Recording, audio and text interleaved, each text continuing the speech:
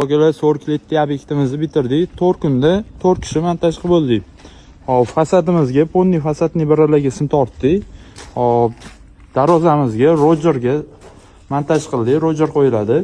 Keyin elektromobilga asosiy shitimizdan 4-6 kabel olib chiqdik. Hop, bu revers bo'lgan, bu yoq bilan bu yoq tomon ichkari revers bo'lgan. Birinchi test qilganimizda 10 qo'llik hujjatlar qilganmiz.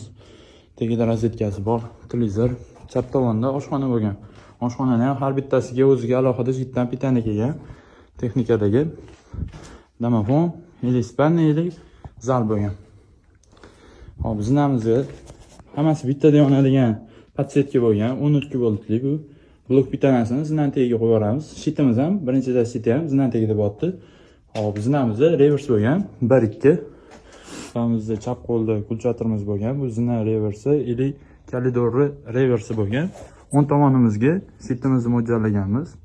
Hop, gruppalarimiz har bitta xonani o'ziga bitta pitani, konditsionerga alohida pitani boryapti. Hop, revers bo'lgan bu. Kalidorli yo'boshi bilan spanli. Hop, sanuzerlarga 3-2,5 da pitani olib kelganmiz. Zazimlanadi bu sanuzerlarimiz.